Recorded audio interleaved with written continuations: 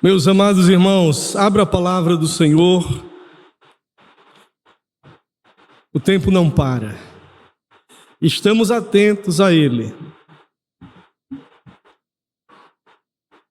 Ainda teremos a ceia, ainda teremos bons momentos de celebração, de comunhão, mas sobretudo de edificação. Colossenses 1, 27, como eu havia anunciado no domingo, eu vou ler o versículo 26 e o 27, remindo o tempo e olhando para o texto e aprendendo de uma mensagem que Deus tem para a sua vida, ainda nessa noite, para adentrar um novo ano cheio de esperança. Colossenses capítulo 1, verso 26 diz: o mistério que estiver oculto dos séculos e das gerações, agora, todavia, se manifestou aos seus santos, aos quais Deus quis dar a conhecer qual seja a riqueza da glória deste mistério entre os gentios, isto é, Cristo em vós, a esperança da glória. Que frase linda! Olha aqui na projeção, se tiver, Colossenses 1, 27, se tiver aqui, você vai dizer esta parte final comigo. Cristo. Olhe, se você quer ver um 2026 ainda mais bonito, capriche, porque essa é uma palavra maravilhosa. Cristo em vós. Eu ainda acredito que pode ser melhor. Cristo em vós. Nessa noite nós vamos tratar do tema Vivendo em Cristo, a esperança da glória. Há uma tradução que ela é muito clara, chamada NVT, Nova Tradução Transformadora, nova versão transformadora, que diz assim, no verso 26, essa mensagem foi mantida em segredo por séculos e gerações, mas agora foi revelada ao seu povo santo, pois Deus queria que eles soubessem que as riquezas gloriosas desse segredo também são para vocês, os gentios. E o segredo é este: Cristo está em vocês, o que lhes dá a confiante esperança de participar de sua glória. Então, na NVT, vai dizer: Cristo está em vocês, e o que lhe dá a confiante esperança de participar de sua glória. Como falamos no domingo, mensagem no domingo de Filipenses tinha algo específico para as nossas vidas, falar sobre a confiança, as certezas. Hoje vamos falar de esperança. A carta que Paulo escreve a Colossos é uma pérola muito preciosa, porque ela trata e versa sobre a cristologia. Enquanto Colossenses, Paulo fala sobre Cristo como cabeça da igreja, ele complementa a carta aos Efésios, que fala como Cristo como corpo da igreja, como a igreja sendo o corpo de Cristo, melhor dizendo. Então, aqui nós temos diante de nós uma carta que vai tratar sobre a obra de Cristo, sendo Ele o Redentor. Por isso toda a carta que ele endereça à igreja de Colossos é sobre a pessoa de Cristo, pois os fundamentos do cristianismo estavam sendo atacados por muitos hereges. E então ele trata sobre a supremacia de Cristo sobre todas as coisas. Daí, irmãos, quando ele trata sobre isso, ele chama a atenção da igreja em Colossos para lembrar que Cristo está em nós. E é isso que nos dá a confiante esperança de participar de sua glória. Ou seja, só por meio de Cristo e somente através de Cristo nós podemos ter esperança em novos céus e nova terra. Aliás, não se vive sem esperança. Não se vive sem esperança. Quantas vezes nesse dia essa palavra passou pela sua mente, até mesmo pela sua boca? Ora, talvez antes de chegar aqui, você tenha pensado: espero que eu chegue a tempo.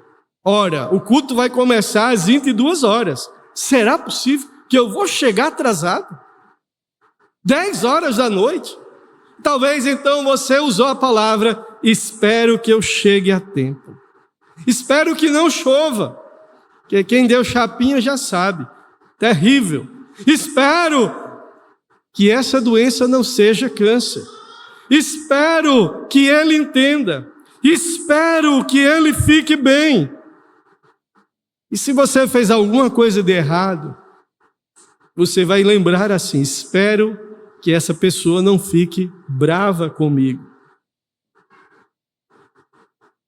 Em muitas vezes, o nosso coração, mesmo quando a nossa boca não professa, mas na nossa mente e no nosso coração, há aquela fé que diz: espero que Deus me ouça. Bem, das menores às maiores preocupações da nossa vida, elas são direcionadas, motivadas pela esperança. Todos nós esperamos, todos depositamos a nossa esperança em algo, em alguém, em alguma coisa. Todos os dias nos levantamos pela manhã.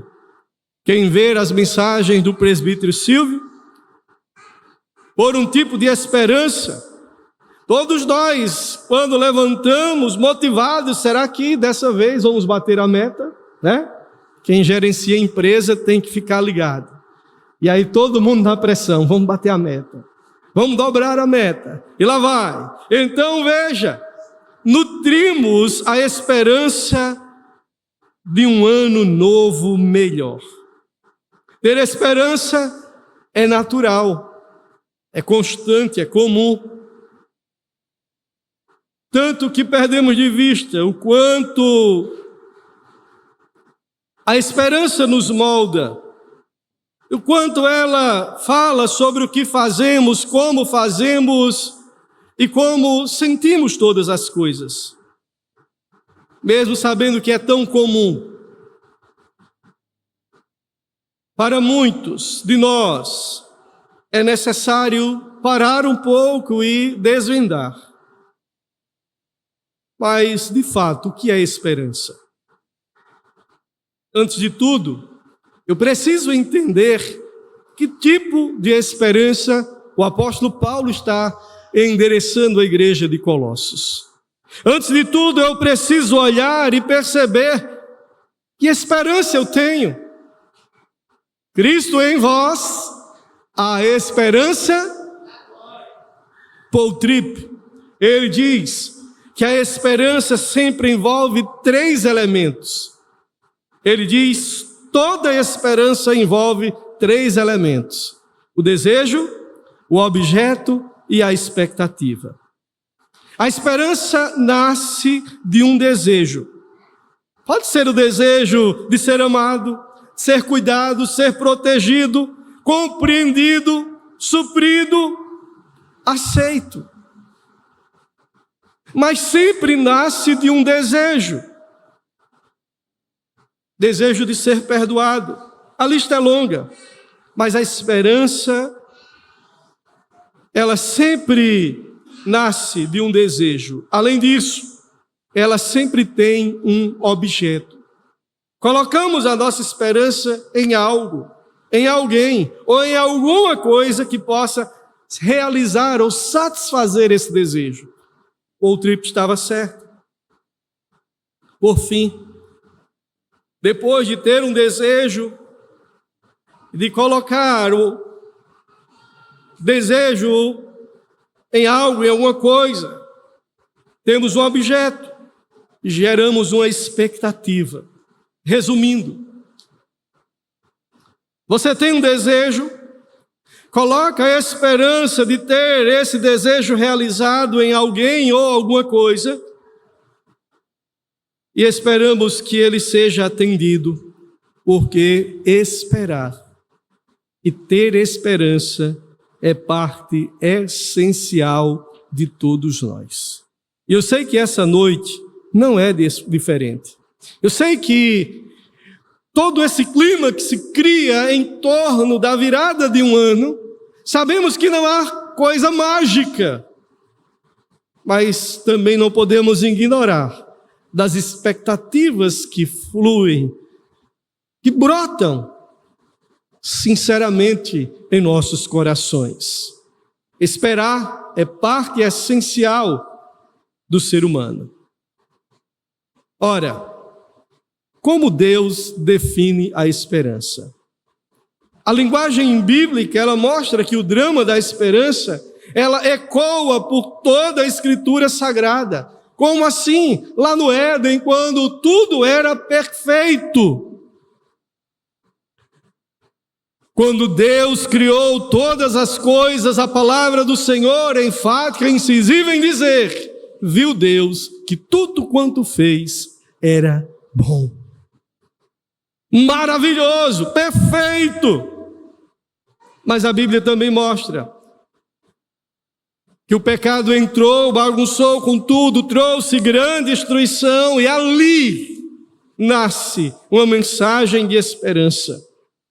Quando o pecado veio para destruir, ali o Senhor proclamou o proto-evangelho, dizendo que da descendência da mulher viria aquele que iria destruir o pecado. A história bíblica, Deus aborda cada um destes elementos que eu falei: o desejo, o objeto e a expectativa. Em outras palavras, olhando para o texto, a Bíblia direciona o nosso desejo. É isso que o apóstolo Paulo está fazendo à igreja de Colossos. Ele esclarece qual é a nossa esperança. E com isso, ele está moldando a expectativa que deve estar no nosso coração, em nossa vida. Vamos, então, nesses 3 pontos, olhando para o texto sagrado, vendo como Deus direciona os desejos. Porque as Escrituras falam profundamente sobre os desejos, que nos movem e moldam as nossas vidas. E ela nos ensina que nós devemos amar, aquilo que nós devemos rejeitar, aquilo que nós devemos desejar, aquilo que nós devemos desprezar, como fazer o bem e não fazer o mal. E muitas vezes, o drama da esperança está em não alcançar o que queremos, quando há um conflito entre o que eu quero e o que Deus quer para a minha vida. Quando se olha para a Bíblia, os desejos são direcionados para um único lugar. E o que Paulo está trazendo à mente daquele povo é: o seu desejo, você vive uma esperança singular, que nem as circunstâncias, nem o tempo, nem as épocas podem destruir. Acalme o teu coração. Aprenda com o salmista. O Salmo 27 é uma declaração incrível. Salmo 27, verso 4, ele diz: a única coisa que eu peço ao Senhor, o meu desejo maior, é morar na casa do Senhor todos os dias da minha vida, para contemplar a beleza do Senhor e meditar no seu santo templo. O Salmo 27, na nossa tradução atualizada, ele diz: uma coisa peço ao Senhor e sempre a buscarei, que eu possa morar em sua casa e contemplar a sua beleza. Veja, essa é uma declaração incrível e difícil de tomar em plena convicção. e ganha ainda mais força quando nós conhecemos o contexto em que ela está. Davi estava sob ataque. Davi estava em uma situação caótica. Entretanto, a única coisa, o seu desejo maior, não é segurança, não é vingança, o seu desejo não é vitória, não é poder, não é controlar, mesmo sob pressão. O único desejo de Davi era estar na presença de Deus.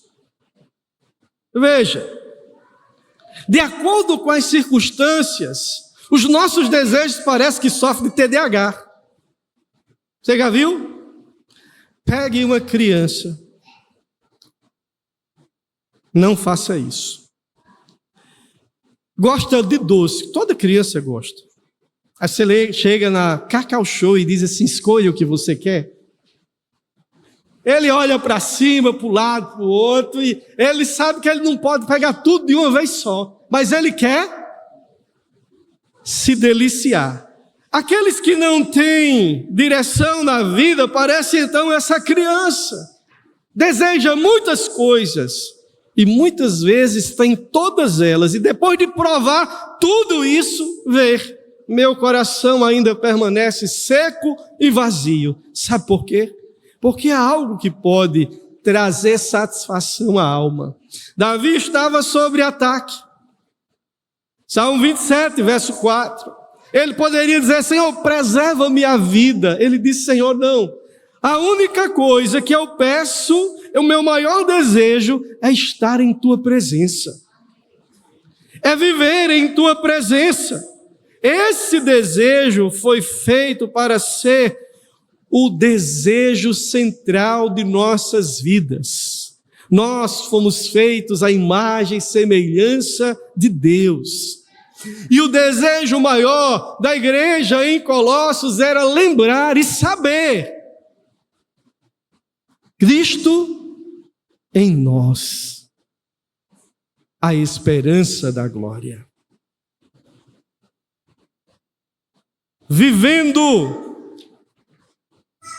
em Cristo, temos esperança. Essa é a mensagem.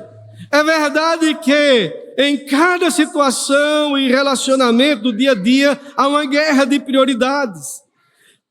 E é travada no terreno do nosso coração. Estamos seguros apenas quando o Senhor é de fato aquele que governa a nossa vida, as nossas emoções, a direção do nosso coração, mesmo sabendo que muitas coisas competem contra isso. A melhor mensagem, a melhor maneira, ou a maneira mais sensata e honrosa de entrar ano e sair ano, é lembrar de quem mora em nosso coração, de quem é o centro da nossa vida, de quem é o maior tesouro de cada um de nós. Da igreja. Porque, irmãos, eu sei que muitos aqui, ou alguns, tiveram que fazer escolhas para estar aqui à noite. Outros, fazendo escolhas, resolveram não estar. Será que eu assisto? Será que eu vou? Será que eu fico? E às vezes coisas de fato, coisas boas, tomam lugar de coisas prioritárias em nossas vidas. Tomar o lugar de Deus como o desejo principal de nossas vidas é o conflito que vivemos diariamente. Para você entender o que eu estou dizendo, eu lembro a você de uma história muito conhecida no Novo Testamento. Lembra-se de Marta e Maria, as irmãs de Lázaro? Lucas 10, do 38 ao 42, Jesus e seus discípulos, eles seguiram viagem, chegaram a um povoado onde uma mulher chamada Marta o recebeu em sua casa, e sua irmã Maria. E Maria estava ali. Maria sentou-se aos pés de Jesus e Jesus começou a ensinar. E Maria ouvia, quedava-se aos pés de Jesus. E Marta, a bichinha virada, não parava, ajeitando a casa, fazer a comida para Jesus. Lá para as tantas, Marta já tinha se amostrado demais. E ela chegou e disse assim: Jesus, olha aqui, ó, tem muita coisa para fazer, ó. Até agora eu não parei. E Maria aí, ó, aos teus pés. Marta estava dizendo em outras palavras: tu não vai mandar ela fazer, não me ajudar? Quer almoçar? Quer comer? Marta, Marta, você se preocupa em si quieta com todos esses detalhes. Apenas uma coisa é necessária. Quanto a Maria, ela fez a escolha certa. Ninguém tomará isso dela. Cuidar da casa, cuidar do almoço, fazer tudo isso é correto. Não há erro nenhum nisso. Mas naquele momento havia uma prioridade. Jesus estava naquele lar. Já imaginou? Aquele que criou os céus e a terra, tudo que existe foi feito por ele, nada do que foi feito, nada, sem ele se fez. Tudo, absolutamente tudo que há nos céus e na terra são obras de suas mãos. Ele estava ali. E uma mulher estava mais preocupada em comer do que estar aos pés de Jesus. Às vezes, as nossas prioridades, por mais corretas que sejam, podem entrar em conflito com uma prioridade eterna. E qual é a escolha que fazemos? Veja, então, que coisas comuns e corriqueiras podem entrar em conflito. Agora, a palavra de Deus até aqui está direcionando o nosso desejo. Honre a Deus, deseje estar em sua presença. Além de direcionar os desejos, a Bíblia fala muito sobre o objeto dessa esperança. E Paulo fala isso. Ele ensina que quando se trata de esperança, só há dois lugares para buscar. Podemos olhar as coisas de uma perspectiva horizontal ou vertical. Ou seja, ou nós colocamos a nossa esperança nas coisas que vemos, ou olhamos para o alto, de onde vem o nosso socorro. Paulo estava dizendo: olha, a nossa esperança tem nome. Se Cristo ele está em nós, nós podemos sim, de fato, podemos ter confiantemente a esperança que iremos participar de sua glória. Veja, a igreja do Senhor, a Escritura nos alerta: se a nossa esperança nos decepciona, é porque ela está em lugar errado. Veja situações da palavra do Senhor como a de Jó, que ao término de tudo aquilo ele disse: eu te conhecia de ouvir falar, agora os meus olhos te veem. Havia uma teoria e agora Jó, ele vê a Deus de uma forma tão intensa, a sua concepção, a sua cosmovisão em relação ao Criador é tão nítida, que ele diz: agora sim, eu sei o que é prioridade, Deus. Veja, os salmos, os profetas diriam da mesma forma: digo a mim mesmo, o Senhor é a minha porção, por isso esperarei nele. Lamentações de Jeremias 3. Quero trazer à memória o que me pode dar esperança. As misericórdias do Senhor são a causa de não sermos consumidos. O objeto da nossa esperança é o Senhor.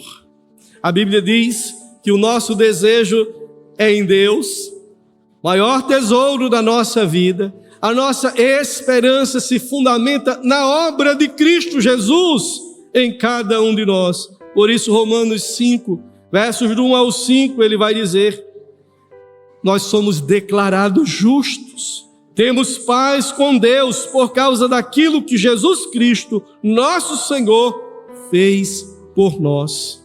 Igreja querida, olhamos e vemos, Deus queria que os colossenses soubessem que as riquezas gloriosas deste segredo também são para os gentios. Qual era o segredo? Cristo está em vocês. Ele veio para buscar e salvá-los. Veja, Cristo está em vós. Canalizava a mente daqueles irmãos para 3 realidades. Eles deveriam desejar e almejar ver Cristo face a face, receber a redenção definitiva na consumação de todas as coisas, o qual nós chamamos de glorificação, e ser de novo glorificado. Sabe por quê? Ele vai dizer que quando Cristo entrou, a história de nossas vidas nos redimindo, quando Ele nos justificou, a condenação do pecado foi abolida. Quando Ele nos santifica, a presença do pecado ou a força do pecado é diminuída. Mas quando houver a glorificação, novos céus e nova terra, não haverá mais pecado algum, porque Ele vai ter nos liberto, nos livrado da presença do pecado. Observe, cada um dos versículos, cada uma dessas situações vai moldurando em nós uma expectativa. E aí nós vemos, além de direcionar os desejos a uma coisa que é Deus, de esclarecer a nossa esperança, que é a esperança da glória, a Escritura também molda a nossa expectativa. Qual é a nossa expectativa, então, em meio a todas estas coisas? A Bíblia promete que ao esperar no Senhor, não ficaremos decepcionados, porque nenhuma de suas promessas vem a falhar. Por isso, igreja, Ele cumpre as suas promessas. E o melhor, Ele faz de uma forma muito generosa. Esperamos com paciência, esperamos confiantemente, certo de que a nossa esperança no Senhor não é vã. Considere a agenda de Deus para as nossas vidas. E veja, aquilo que o Senhor tem para cada um de nós. Aonde está a sua esperança? No governo humano, nas propostas, nas situações? Nosso desejo deve estar no Senhor. A nossa esperança na sua glória. E isso molda a nossa forma de pensar, de agir, de viver. Aonde está a sua esperança? Temos uma esperança que não muda com as circunstâncias. E isso traz alívio à nossa alma. Se Paulo vai dizer aos filipenses, Cristo em vós, a esperança da glória, vai dizer aos colossenses, ele diz aos filipenses, aquele que começou uma obra em vós, há de completá-la até o dia de Cristo. Nessas 2 mensagens, nós temos da parte do Senhor a certeza de que o Senhor não deixa a sua obra pelo meio do caminho. Temos do outro lado a esperança de que o Senhor, por meio de Cristo, já nos preparou a morada eterna, a salvação eterna. Não somente nisso, nessa vida e para além, Ele cumpre tudo aquilo que em sua palavra Ele revelou através do seu glorioso Evangelho. Uma esperança que não morre quando os problemas chegam. Uma âncora para a alma. É sábio examinar aonde colocamos a nossa esperança e reorientá-la para o único que é digno. Que o Senhor renove a esperança do seu povo e, ao fazer isso, Ele fortaleça com coragem, perseverança e alegria. Porque este é o segredo. Cristo está em nós. E é isso que nos dá a confiança de participar de sua glória. Eu quero concluir lendo 2 textos. O novo ano está prestes a chegar. E ele pode ser do mesmo jeito. E essa mensagem pode inundar o seu coração e você entender a prioridade correta da sua vida.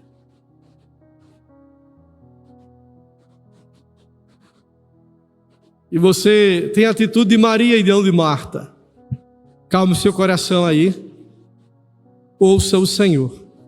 O profeta Isaías 64, ele diz: quem dera que o Senhor abrisse os céus e descesse. Os montes tremeriam em tua presença, assim como o fogo faz a lenha queimar e a água ferver, tua vinda faria as nações estremecerem. Então seus inimigos entenderiam a razão da tua fama. Quando desceste, muito tempo atrás, realizaste coisas maravilhosas que não esperávamos. Como os montes tremem diante de ti, porque desde o começo do mundo, nenhum ouvido viu, nenhum olho viu um Deus semelhante a ti, que trabalha em favor dos que nele esperam. O profeta Isaías disse: se Deus fendesse os céus, abrisse como cortina e descesse. Há uma promessa que nós ouviremos já ao participarmos da ceia do Senhor.